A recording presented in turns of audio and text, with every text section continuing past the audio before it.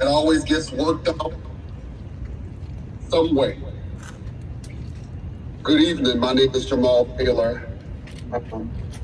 And first let me say, I just left the living room of Miss Roxanne Nelson, the mother of Kawan Charles. And each time I come into her company,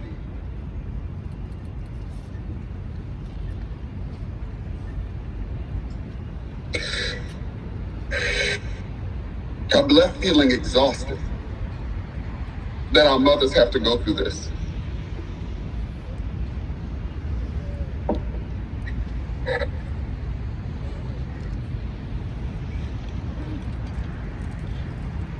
That we keep living the same nightmare over and over again.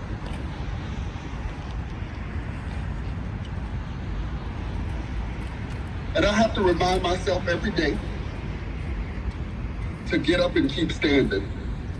And so first, I'd like to say thank you to you all for giving me the courage to keep standing.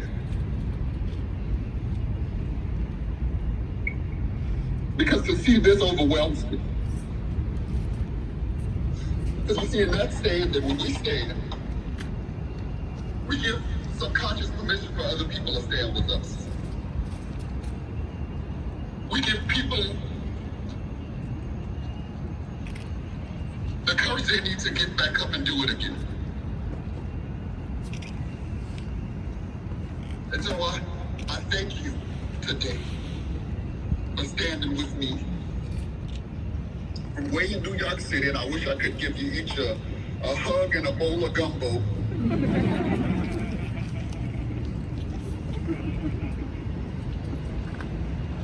But I would encourage you in the midst of feeling brokenhearted, feeling tired, and getting exhausted to keep standing, to keep getting up, to keep fighting, to keep giving each person that you know the subconscious permission to do the work that we need to do to change this country.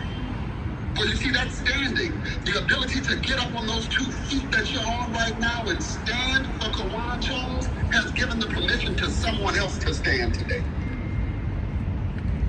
And so I love you, each individually and uniquely. And though I may never see you each face to face, you are treasured and valued for giving me the courage today to go back into the living room of Miss Nelson, and say to her, there are people standing with you from across the country. You see, the beauty of our Black mothers is even in their adversity, they show strength. Miss Charles, if I had a quarter of her courage, I would be lucky. If I had a quarter of her decency and grace in seeing and having to stand in seeing what we have all seen on the internet, we would be decent human beings. The courage of Miss Nelson should keep each of us going. For she is the epitome of a Black mother who has given the most precious resource she could have, her child, to a country that keeps kicking us in the behind, folks. And she gets up every day. She asks for the report. She wants to know what's next. And at every protest, folks, I want you to know and be encouraged that she's standing at the front. She's there. And so thank you for what you're doing. I love you. Thank you for giving me the courage to stand.